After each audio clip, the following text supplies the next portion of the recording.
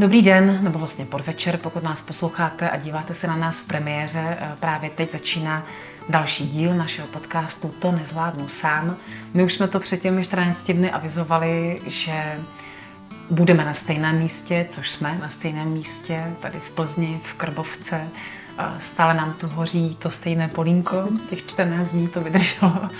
A naším hostem je tedy i dnes Magdalena Fiala, která už před těmi 14 dny přinesla svůj životní příběh svého syna Matyáška i druhého syna Nikolase, také knížku, která o tom všem je. Je to příběh, o kterém Magda chce mluvit, protože i když je to těžké téma, smrt vlastního dítěte, tak je to důležité téma. A vítej, Magdo. Ahoj. Vítej v Krbovce, dobrý den ještě jednou. No, přemýšlím, kde navázat na ten minulý díl, protože ten byl jako velmi silný a mám pocit, že jsme skončili u tématu vlastně toho, že jste se dozvěděli tu diagnózu už druhou a ta byla vlastně ještě závažnější než to, čím jste si vlastně prošli, takže pokud jste neviděli minulý díl, možná by bylo dobré podívat se na něj, protože tam vlastně zjistíte to, o čem jsme se bavili, ten příběh vlastně toho onemocnění onkologického. A já teďka tak přemýšlím o tom vlastně, co... No, mně se honí v hlavě celou dobu jedna myšlenka. Vy jste teda nějaký rok a 3/4 věděli, že Matyášek odejde. Celou dobu přemýšlím nad tím, a teď pokud budu volit špatná slova, tak mi to promiňte všichni, ale jako co je horší? Vědět, že ještě mám nějaký čas s dítětem, které umírá,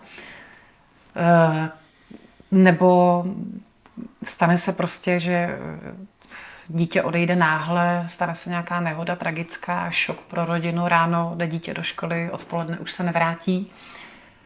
Taky jsem nad tím takhle třeba jako přemýšlela, nebo... Přemýšlela jsem nad tím, protože my jsme měli strašnou beznaděj. My jsme opravdu toho Máťu viděli umírat. Umírat prostě jako zaživa, když se to tak řekne. V přímém přenosu. Ale mně se jako paradoxně, když umřel, strašně ulevilo. Ulevilo se mi vůči němu. Ne to, že umřel, ale to, že už netrpí. Takže on měl bolesti, jako... My to nevíme, protože Máťa vlastně během roku přestal mluvit, přestal chodit a měli jsme půlroční dítě na vozíčku s plenama. A v té době mu bylo kolik let teda? V té době mu bylo 9 let. 9 let. 9 let, kdy se jako z nadprůměrného, inteligentního chlapečka stane půlroční dítě na plenách na vozíku, který má denně 20-30 epileptických záchvatů. Když ještě chodil, tak měl blackouty, měl různý kataplexie, že najednou prostě to tělo vypnulo. Takže my jsme byli neustále v nemocnici, na šití. Byl od krve, zuby měl vymlácený, do toho k nám jezdila prostě každý den záchranka kvůli epileptickým záchvatům a člověk se jako učí, že najednou už nemusí volat tu záchranku, protože mu dá ten diazepam sám. Najednou už nechodí na to šití, protože mu to nějak stáhne sám, ale furt ho vidí trpět. Takže vlastně vysvobození, ať člověk by se přál být s něco nejdýl asi, tak už zase vidět to utrpení je. Bylo to nejhorší. Já jsem vlastně, mě z těch modliteb pomoc mu, ať prosím neumírá, vlastně přišly modlitby, prosím tě, vem si ho už. Vem si ho a pomoc mu, ať už má prostě klid. Teď se narazila modlitby. Já pořád přemýšlím, já se svými evidentními sklony k závislostem bych asi v tu chvilku nebyla člověk, který se upne na víru, ale člověk, který se upne k flašce alkoholu. Myslím si, že tohle je přesně ten příběh, kdyby každý měl naprosté pochopení, kdyby ty si jednoho dne se rozhodla, že si otevřeš flašku vodky že se utlumíš, odstřihneš, odpojíš. Proběhlo něco takového, nebo zvítězily ty modlitby a stala se zvěřícím člověkem, nebo Stalo se. Stalo se a bylo to obojí. Jo, na jednu stranu, když Máťa vlastně jako odešel, tak jsem to tak nějak jako říkala, hele jo, přesně, všechno je tak, jak má být a jemu se ulevilo. On už nemusí trpět. Ale začala jsem trpět já vlastně. Začala jsem tak strašně jako trpět a navenek jsem byla furt ta silná máma, která to všechno chápe. Mělo to tak být prostě. Jo, ale já přijela domů a byla jsem tam zavřená, všude jsem Máťu viděla, takže ano. Jestli se ptáš na to... Jestli jsi pila. Pila. Ano. Pila jsem. Jo, přišlo období, kdy jsem fakt jakoby to nacházela v té flašce. Že přes den jsem fungovala, ve 4 jsem vyzvedla Nikolase ze školky a ve 4:45 už jsem si otvírala prosecco. Nepila jsem teda jako tvrdý alkohol, ale z jedné flašky se staly 2 a možná i 3, to už ani nevím. Ale vlastně druhý den jsem zase fungovala, odvezla jsem toho syna do té školy, furt jsem měla nasazený ten úsměv, kdy jsem byla takový jako pěkný avokádo, který vezmeš v tom krámě, když je jako zvenku krásný a pak ho rozřízneš a je schnilý. Tak takhle já jsem jako hnila. Promiň, jo, chtěl bych se zeptat, no, protože vlastně mě už to napadalo v tom minulém dílu, když vlastně přicházely ty zprávy, první špatná zpráva, druhá ještě horší, dostali jste třeba nějakou jako přímou podporu jako od někoho v tom té nemocnici nebo potom psychologickou? Jakoby... Mohli jsme jí mít, jakoby nabídli nám to, jak psychologie, tak potom i tu paliativní péči, která byla v Hořovicích, ale ani jednou jsme to jako nepřijmuli, co se týče těch psychologů, protože můj muž je úplně ten jako vůbec psychologie, vůbec, ten měl svoji práci a já jsem to brala tak, jako že i když Máťa jako odešel, tak nevím, proč jsem si to dala do té hlavy, jak nějaký psycholog, který tohle nezažije, mi může jako radit.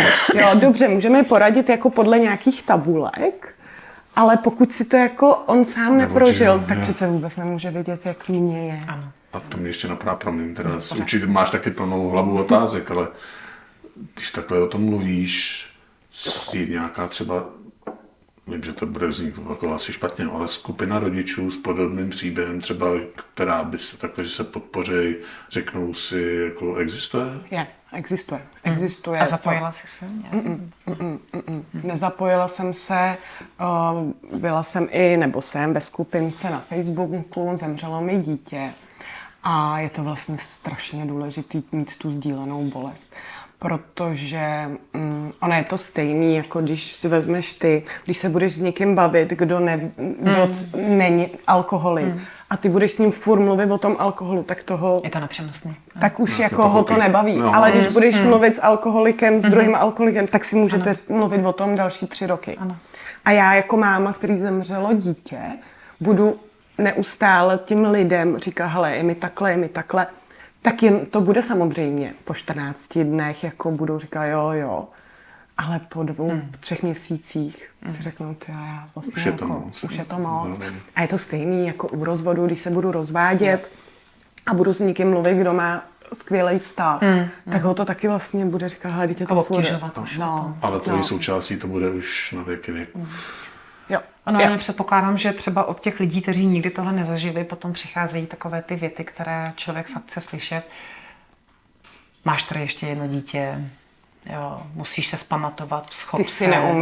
Ty jsi neumřela. Přesně tak. Mělo to tak být.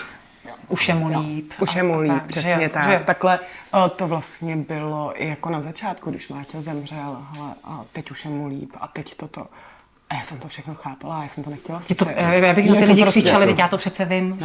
Já jsem to jako věděla, ta hlava to věděla, ale prostě ty emoce a to srdce to vůbec nedokázalo jako přijmout, jako že už ho prostě nevezmu do té náruče, jako že už ho nedám na ten vozík, i přes to všechno, jako že už vlastně od něj neuslyším to mami. A furt to je, protože když Máťa byl samozřejmě naživu, tak měl narozeniny, svátek a Vánoce. Teď jsou to ty dušičky, teď je to první školní rok, tyjo, jak by šel do té školy. Teď je to 30. června, tyjo, co by přinesl za to vysvědčení. A je toho vlastně, já se teda vždycky tomu musím smát. Každý den asi si myslím možná, ne? Že tohle jsou nějaký highlighty ty dny, ale asi bez toho každý den si vzpomeneš. Určitě. Se nedá překonat prostě. Ne. Někdy je to samozřejmě s úsměvem, když si na něco vzpomenu, někdy je to s bolestí, kdy si říkám, hele, on tady není. Ale nemyslím si, že by přišel den, kdybych třeba si večer řekla, teď já jsem si na Máťu vůbec nevzpomněla. Jenom, aby naši diváci a posluchači věděli, teď je to 3 roky od té doby, co Máťa odešel? A ještě to bylo tak hezký, že mi umřel na 2. advent a vlastně na 3. advent vánoční jsme ho pohřbili. To, že jsi řekla, že je to hezký, to je ironie, nebo? Jo, to jsem, no, dobře. Řekni mi, Magdo, ty jsi teda hrála tu roli té mámy, která všechno ví, všechno zvládá, úsměv na tváři, komunikuju s váma, OK, už jsem tady, to jako nepřišel někdy žádný kolaps? Přišel na první výročí. Přišel na první výročí, kdy já jsem bomdlela teda na hřbitově, protože já jsem za tím Máťou jako furt chodila každý den, všechno jsem mu to tam povídala, co se děje. A přišel první kolaps, kdy po tom prvním kolapsu, po tom vlastně bomdlení, jsem si nevzpomněla vlastně vůbec na toho Máťu, když jsem otevřela oči, ale vyskočil mi tam ten Nikolas. A vlastně jsem si říkala, tyjo, a já přece nemůžu jako odejít. Ona je ta historka taková jako vtipná, kde já jsem teda jako bomdlela na tom hřbitově a nade mnou stála paní a říkala, stará babička, říkala, mladá paní, co vám je? A já otevřela oči a říkám, tak já jsem v pekle. Protože kdybych byla v nebi, tak prostě za mnou přijde jako prostě Máťa. A ne stará paní. A ne stará paní, která vůbec jako nevěděla, která by je. Já jsem vlastně taky nevěděla, která by je. Ona mi jako najít jako na hřbitově prostě jako ženskou na zemi v prosinci v růžovém kabátu, který opravdu už v té chvíli nebyl růžový. Tak to pro ní musel být taky jako velký šok. Ale v té chvíli já jsem si jako uvědomila, že opravdu jsem jako neumřela a nechci. Že ještě máš poslání. A že ten Nikolas, protože Máťa mě zná, když jsme se opravdu jako smáli, když jsme dělali spolu kraviny. A to vždycky každý mi říkal, když i Máťa umřela, já jsem se fakt jako smála, tak každý vždycky říkal, přesně takhle by tě chtěl Máťa vidět. A mně v té chvíli došlo, že vlastně by mě vlastně měl vidět i Nikolas. A ne to, že vlastně řekne, hele, já si mámu pamatuju jenom, jak byla smutná a jak brečela. On se do toho narodil vlastně už, jako do těch starostí, že? No. A jsem si říkala, a teď já jsem dostala vlastně druhou šanci. Já jsem dostala tu druhou šanci, kdy mám a musím být máma. A ještě po té, co vám vlastně v minulém díle to říkala, že vám vlastně sdělili, když máte druhý dítě, že je 50% šance, že vlastně taky bude něco, takže... A já si to pamatuju, Nikolas třeba seděl, my jsme si hráli a on mi říká, mami, ale ty tady vůbec nejsi. Fakt. A já mu říkám, já tady jsem. No ty tady jsi, ale nejsi. Fyzicky, Nikolin. A mě to vlastně taky jako potom jsem si říkala, teď já na něj koukám a já vůbec vlastně ani nevím, co dělá. Nevnímáš, jo. Asi pro většinu lidí ten příběh končí tím, že ano, je to strašné, je to tragédie, zemřelo ti dítě a konec příběhu. Střih, konec příběhu. A žiju dál. Jenomže jako ono, ten v tobě to jede dál a ten člověk tu podporu nějakou a pochopení samozřejmě potřebuje dál a dál, jo. Jak to bylo v tobě, nebo s tebou, v tvým blízkém okolí? Zůstali ti ty lidi, nebo najednou si šel potom každý jako svojí cestou, protože prostě příběh skončil? Ta intenzivní podpora vlastně rozumíš, toho, že... Víš, on se naráží teď. Já vždycky říkám to, že jestli jsem v něčem měla jakoby neštěstí to, že mi umřel syn, tak na druhou stranu já jsem dostala strašný dar a to lidí kolem sebe, přátel, který mám. Opravdu i ty, co neznali Máťu, i ty, co ho znali, tak já mám kolem sebe úžasný lidi.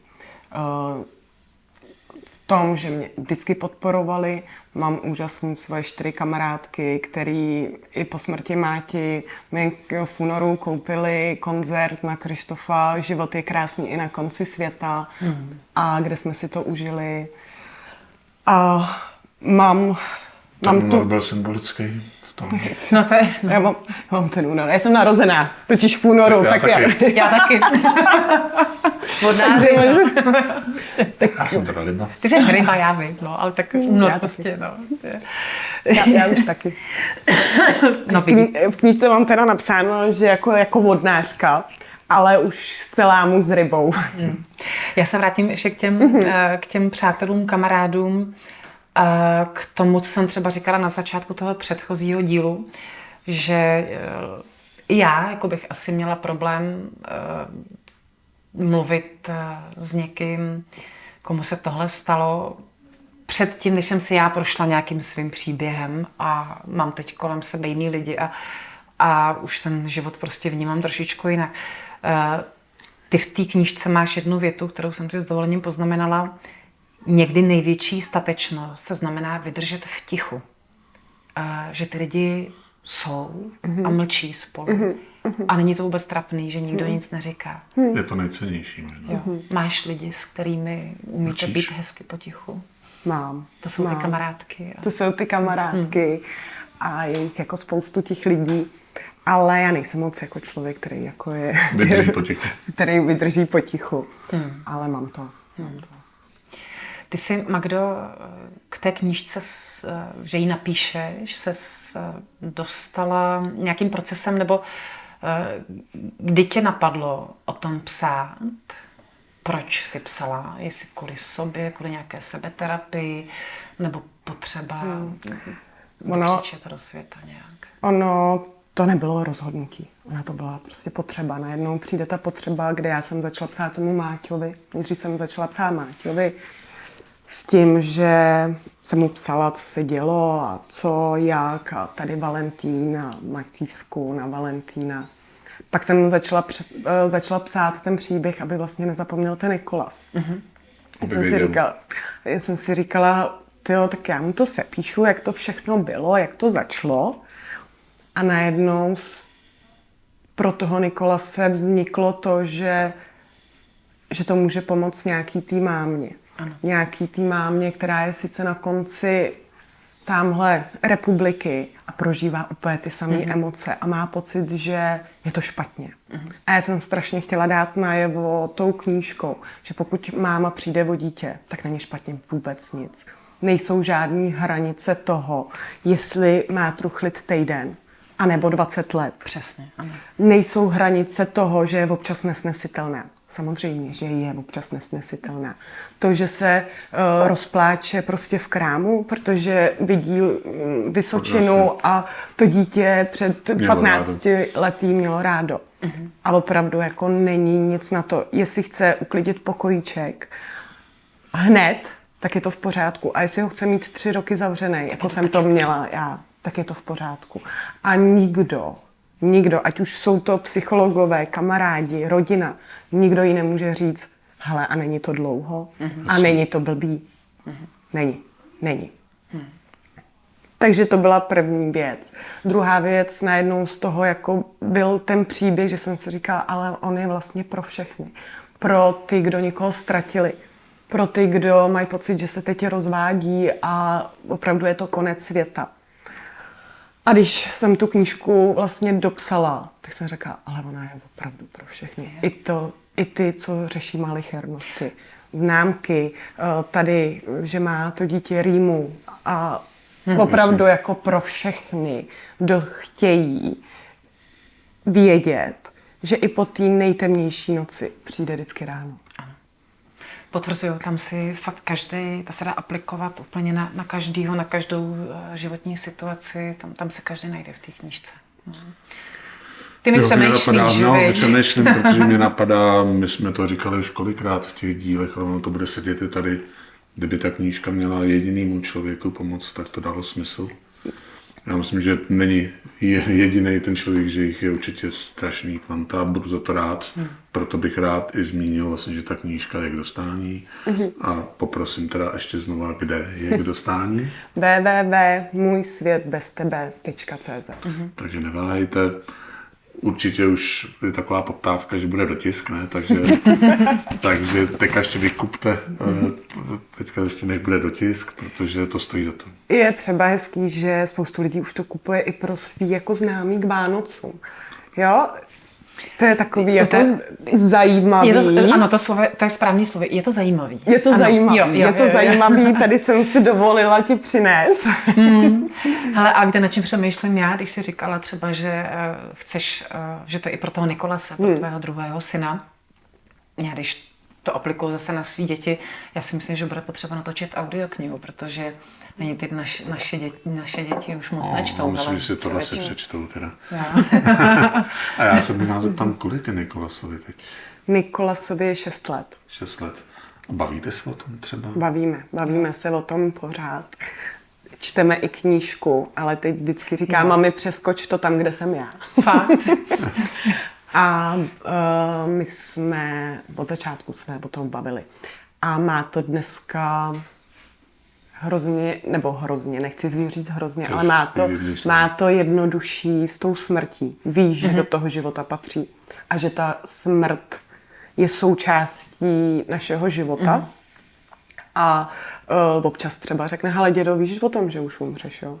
Proč? No, protože už jsi starý. Jo, a můj muž občas říká, hele, to nemůže říkat. A já, proč by to nemohl říkat? Protože tak to je. Že? Tak to je. Jemu prostě zemřel jako 10letý brách. A tomu byly 3.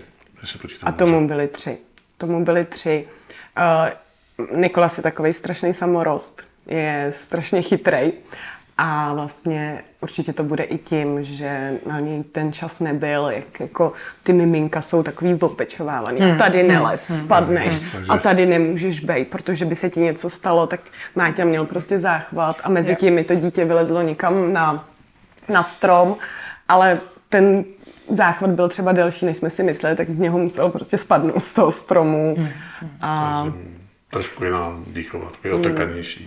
Nebojíš se třeba někdy, možná zase hloupá otázka, že až ještě pobere víc rozumu, že třeba přijde a řekne, no, já jsem to dětství měla jako na prd, protože vy jste se starali o nemocného bráchu a na mě jste neměli tolik času. Myslíš, že to může přijít? Myslím si, že ne.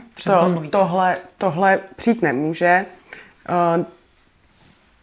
Vždycky mu připomenu, že díky Máťovi procestoval půlku světa, protože jsme si s Máťou chtěli užít ty chvíle, takže, jasně.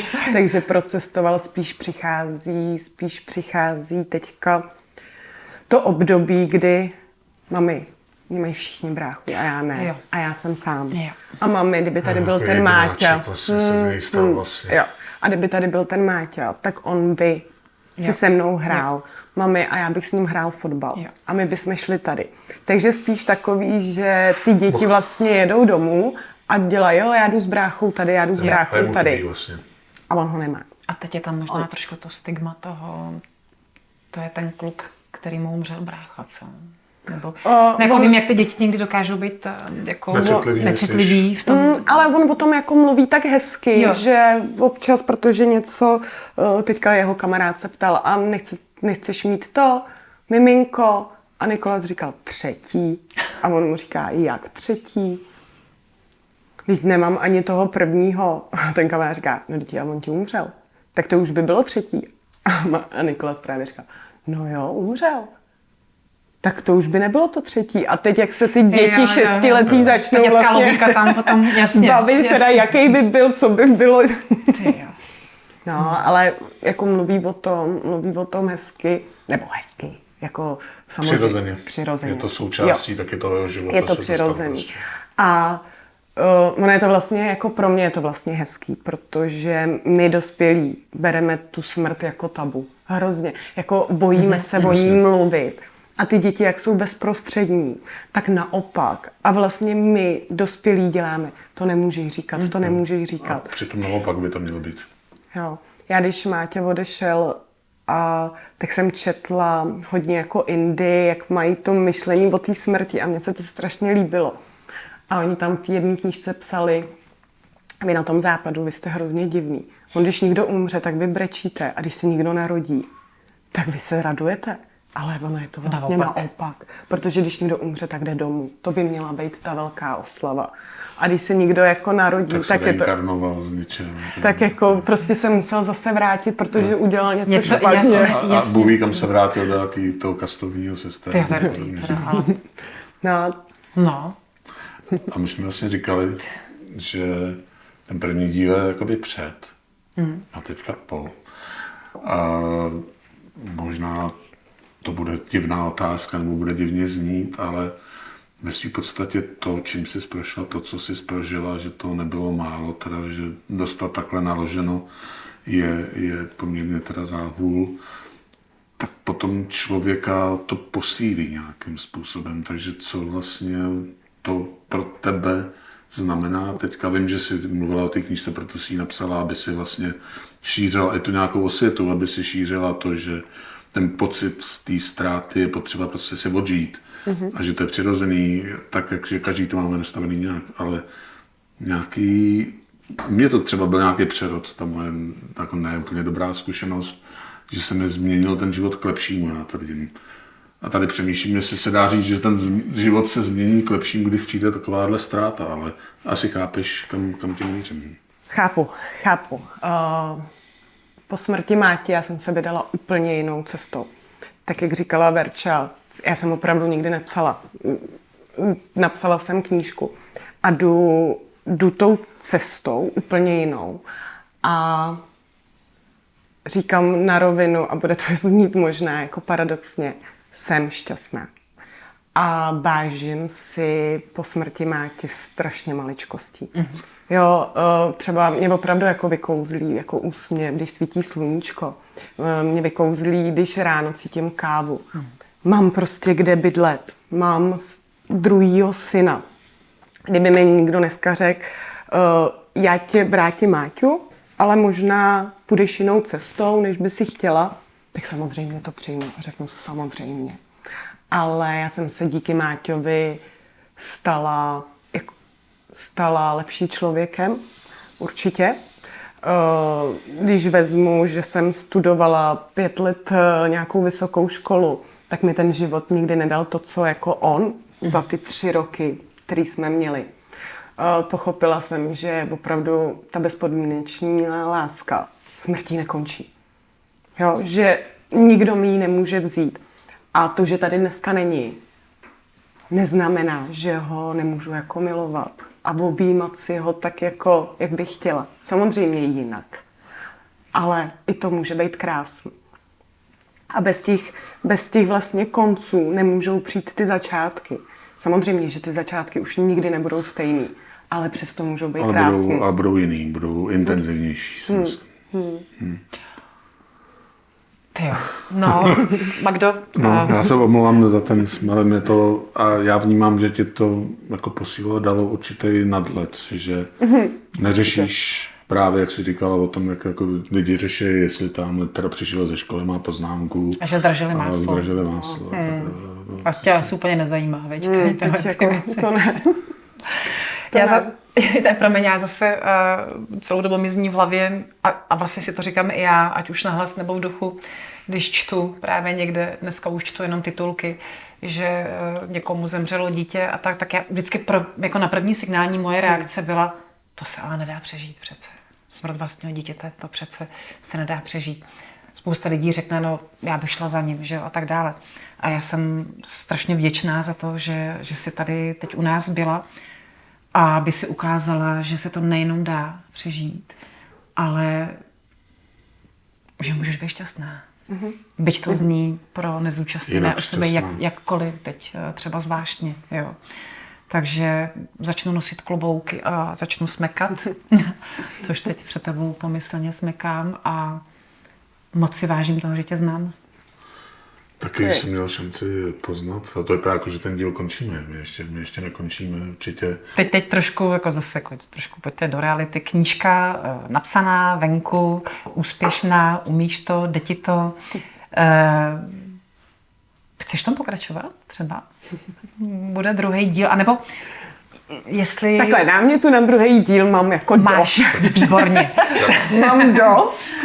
A no tak všichni mi to furt říkají, pokračuj a dneska ty jsi mě s tím překvapila. A o čem by to vlastně mělo být, ten druhý díl?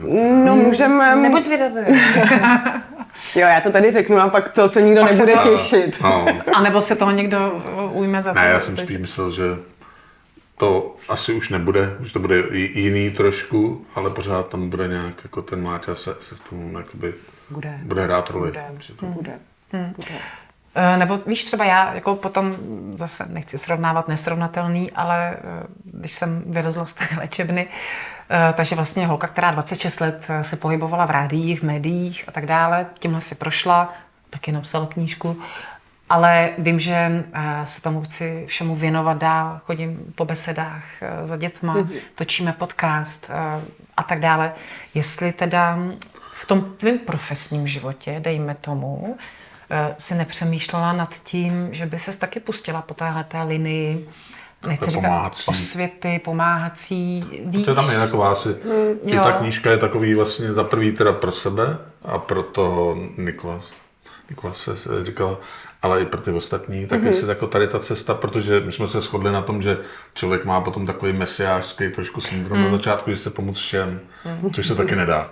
Neměla se taky takovýhle pocit, jakoby, že teda pomůžeš všem těm rodičům, aby to jako aspoň bylo pro ně o něco jednodušší, když ty už jsi prošla tím. On si každý ten smutek prožívá úplně jinak. Jo, to, že já dneska tady říkám, že jsem šťastná, protože to můžu říct, jak jsi říkal, ty jinak, ale jsem, tak možná, že teď to bude poslouchat maminka, která přišla o dítě a řekne, ta ženská je blázen, ta nemůže, to nejde. Jo. A každý si to vlastně opravdu, tak jak jsme jako psychicky odolní a tak jak jsme schopní to vlastně přijmout. Já to vím, když jsem utíkala k tomu alkoholu, tak jsem si najednou uvědomila, že vlastně ten alkohol ze mě dělá tu oběť. Tu oběť, tu mámu, která přišla o to dítě. A že to vlastně by, jako kdyby si se takhle v tom jako byla A je to tady jako tak je to vlastně v přirozený pořádku. vlastně, tak je to v pořádku. Jakože máš nárok. V Že mám podstatě. na to jako Ano. nárok a Ano. strašně jsem si to tím omlouvala. Já můžu jako pít, jako jsem přišla o dítě. A pak jsem si jednoho dne řekla, tyhle, to vlastně asi nemá nic společného s tím Máťou. A takhle jako jsem mu slíbila, že takhle jako nedopadnu. Závodím svůj život. Teď jsem vystrčila radárky. Takže ty jsi s tím sekla sama. Ty jsi nepotřebovala nějakou odbornou pomoc. Já jsem si prostě jednoho krásného dne řekla, že vůbec nejsem ta máma, ani ta ženská, která naproti v tom zrcadle je. Říkala jsem si, dobrý den, kdo jste? Pak jsem si taky jako uvědomila, že jsem byla jako protivná po tom alkoholu a odnášel to ten Nikolas a všechno mě jako vlastně rozčílilo. A vlastně v té hlavě mi běžela ta a jako co? Já můžu. Mám nárok. Já můžu. Ano. Ale vlastně jsem říkala, tyjo, ne, nechci a ten Máťa by určitě takhle nechtěl mě vidět, tak jsem si říkala, tak dost. A prostě jednou jsem šla a už jsem si to prosecco nekoupila. A normálně jsem z toho krámu šla s těma rohlíkama a nejenom s 2 flaškama. To jsem někde slyšel. To je už sen tohle. každého alkoholika. A takže ty se nenapiješ teďka už vůbec, jakoby. No piju. Ale ona může, že jo? Já vím, že Jo. může, ale jako... Jo, já mám ráda prosecco. Prosím vás, kdybyste mě nikdy viděli s prosekem, tak může. já ho mám opravdu ráda. Já miluju, ale dneska už ho neberu tak, jako útěk, ale jako, nějakou. jako oslavu toho života. Takže S si přátelema. jako sedneš si, dáš si prostě skleničku, příjemně pokecat, popovídat, tomu to prostě jako patří, ale ne v litrech. Ne. jako někdy to taky jako občas je jako... Jo, ale není to ten záměr, musí to přijít. Není to, Není že to bych únik. byla... že bych byla nešťastná a teď se potřebovala rychle jako z toho dostat a opít. Ono to funguje, samozřejmě to funguje, to víš. Krátkodobě to funguje. Ano, Jo, ano. první dny ti jako dobře, máš jako, píšeš si a tak to, Jasně. dokud Jo. Já si říkám, že nejsem žádná sekta, když lidi přede mnou mají vždycky takový tendence, jako, ale já jako to nepiju a tohle. No, Ježišmarja. že omlouvají sebe. Ano, říkám, pokud jako to zvládáš, sežíš, tak pij, že jo, samozřejmě, máš-li to pod kontrolou, pijte, prosím vás. Pijte s rozumem. Jo, ale pijte s rozumem a bacha na to, takže ne, pojďme od alkoholu. No, já jsem se teďka přistihl třeba, teďka jsme měli rodinnou oslavu a švagr vlastně, pak mi nabízel víno, říkám, nechci. Jsi vzpomněla mě, viď? Ne, ale ne, že jsem vzpomněl, ale já jsem vlastně zjistil, ty jsi to taky jako kolikrát říkala. Jako já někdy si to víno dám, jako já nejsem to, ale tak prostě jako neměl jsem potřebu, jako vůbec, jako víš, jako, že tu chvíli jenom protože to je oslava, že by se mělo, že jako, ano, tak, ano. ale Dobře, pojďme teda uzavřít ten náš příběh, možná, já to jako nerada používám, ale v tvém případě musím. Co by si teď těm maminkám, tatínkům, babičkám, dědečkům, kterým se to stalo, že přišli a nemusí to být třeba jenom dítě, ale jakýkoliv blízký člověk, kterým se to stalo. A co by si jim vzkázala? Ty si to v podstatě už dost vystihovala v těch předchozích větách, ale víš nějak, ne, já nechci říkat nějaké to moudro nakonec, ale co tě napadne na první dobrou... Tak, jak jsem říkala, přesně, že i po té vlastně nejtemnější noci přijde to ráno. A já bych hrozně ráda chtěla říct, ať si dovolí truchlit. Ať si opravdu dovolí křičet, brečet, všechno ze sebe dostat. A ona vlastně, ta bolest, ukazuje tu lásku k tomu dítěti, kterou jsme měli. Ale tu nám nikdo nevezme. A dovolit si ty emoce opravdu jako pustit. Ona tam je ta nespravedlnost, ten vztek, ten vztek na ten celý svět a někdy přijde i ta žárlivost, jako jak to, že oni mají to dítě zdraví, je to všechno naprosto v pořádku. A myslím si, že žádná máma ani táta by se za to neměli stydět, že některé ty myšlenky v té hlavě jsou takový, že budou pořád a říct si, tyjo, není něco špatně. Ne. Tohle je prostě jenom reakce na to, co se stalo. A my ti děkujeme. Děkujeme, že jsi přišla. Polínko v krbu pomalu dohořívá. Takže náš další díl podcastu s Magdalenou Fiala končí. Ale doufám, že naše objevené kamarádství nekončí, my jsme na začátku. My jsme na začátku teprve, přesně. A moc ráda tě kdykoliv uvidím, samozřejmě. A já jenom chci říct, nevím, přemýšlím celou tu dobu, já mám 3 děti.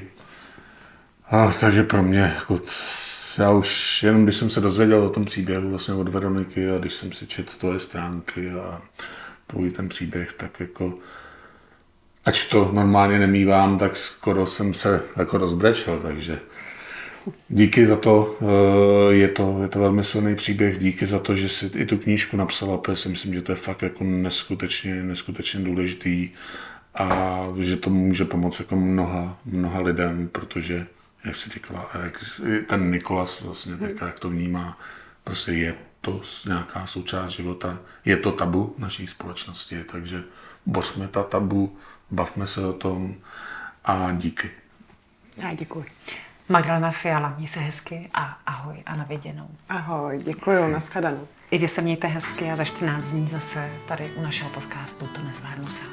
A poprosíme odběry a určitě komentáře, pokud tak tady k tomu dílu očekávám mnoho komentářů, protože pokud si poslechnete oba díly a věců, že už jsme měli jeden před, tak určitě vás napadne plno možná i otázek. Mějte se hezky.